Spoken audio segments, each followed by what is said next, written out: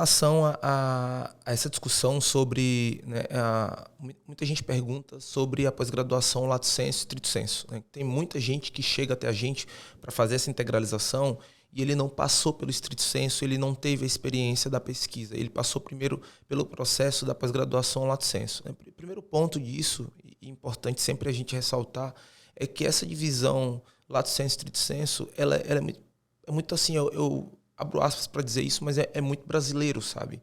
É muito voltado, né, para o sistema educacional brasileiro. Você vai em outros países, como por exemplo Estados Unidos, pós-graduação, é pós-graduação. Ele não tem essa definição lato sensu, stricto sensu, e isso acaba quando você confronta e entra com processos internacionais, você acaba confundindo a cabeça do aluno, né? Ele não entende. Muita gente sempre pergunta, mas como que eu vou aproveitar a creche de uma pós-graduação lato sensu para um stricto sensu, né? Isso é o padrão de aproveitamento, ele é de graduação para graduação, pós-graduação para pós-graduação independente. Se ela é lato, se ela é estrito. Tem muito isso no Brasil com relação à questão das nomenclaturas, que faz uma confusão enorme. Vou dar um exemplo.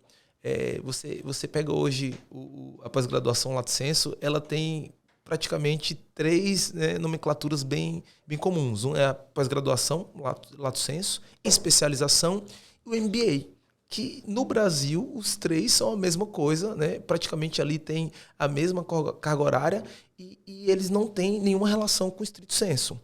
Aí, só que o interessante é que você pega, por exemplo, o MBA, que é mais, para mim, eu vejo muito como uma nomenclatura voltada para o lado comercial do negócio, né? Quando você vai para o MBA, por exemplo, nos Estados Unidos, é o Master Business Administration, né? É um mestrado em administração. Então, aí você vê como existe um choque de cultura educacional com relação a esse processo, e é isso que confunde. Um dos maiores desafios que eu posso dizer da Integralize de hoje é fazer o público entender isso. É fazer, às vezes eu tenho uma pergunta que a gente recebe bastante, que é, eu tenho um MBA, né? Dá para fazer o aproveitamento como se MBA fosse diferente de especialização.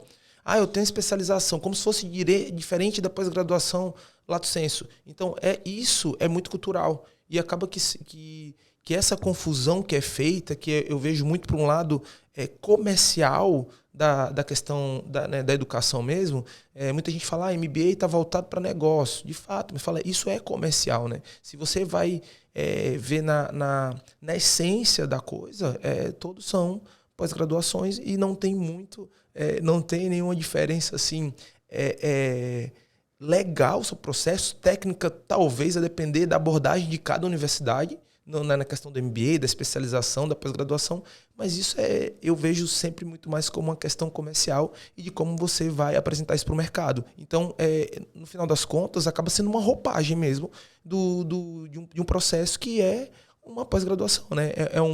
Tá muito relacionado ao que? A educação continuada. E aí, como cada universidade vende isso é relativo, né? É muito pessoal de cada operação, de cada instituição na hora de apresentar isso para o mercado.